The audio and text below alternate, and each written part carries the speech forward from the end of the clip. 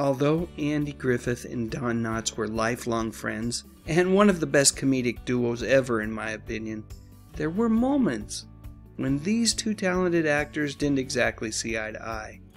And Don's decision to join the cast of Three's Company was one of those times when I have to believe Andy was scratching his head wondering why. In just a moment I'll go into all of the details regarding the reasons why he felt that way. But before I do that, I've just got to say that these two friends were comedy gold together.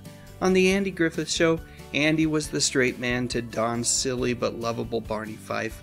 And the chemistry between these two great actors was just a joy to behold.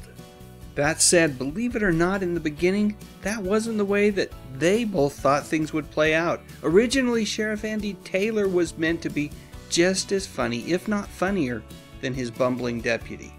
However, it did not take long for Andy to realize that Don was just plain funnier than he was, and because of that, he graciously allowed Don to have the bulk of the funny moments on the show.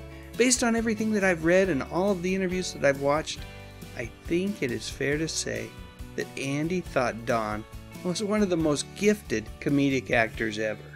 So with all that said, when Don joined the cast of Three's Company at the beginning of season 4, folks may find it a bit surprising that Andy, who was never a fan of that show, wasn't really much of a fan of Don's character Ralph Furley either. Andy felt like Three's Company was lowbrow comedy and that they went for the easy laughs. Truthfully, I've always found Andy's reaction to be a bit surprising because many of the characteristics of Mayberry's Barney Fife, well, they were still front and center with Ralph Furley. However, for whatever reason, Andy thought that Don was just plain awful. Now, regardless of Andy's opinion, Don loved working on Three's Company.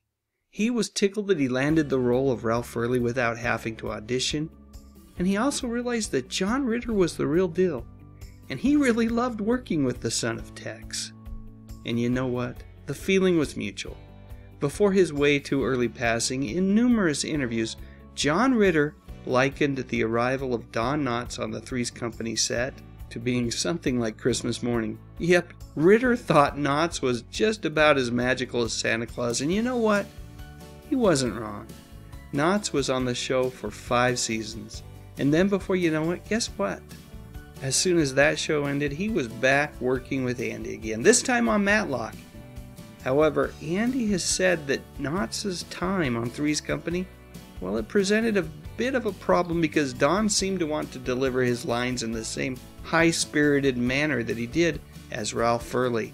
And in the beginning, Andy was continually telling Don to tone it down, tone it down. Thankfully, it wasn't long before the amazing comedic chemistry that existed between these two wonderful fellers, well, it was back in full force. Alright, now it's your turn. What do you think? Was Andy right? Was Don awful in Three's Company? Let me know in the comments section, and while you're at it, if you enjoyed this video, I would love a thumbs up, and I would be absolutely honored if you considered subscribing to my channel. I talk about music, movies, and mostly television from the 50s, 60s, 70s, and 80s. You know, the good stuff. But most importantly, and as always, thank you so much for watching.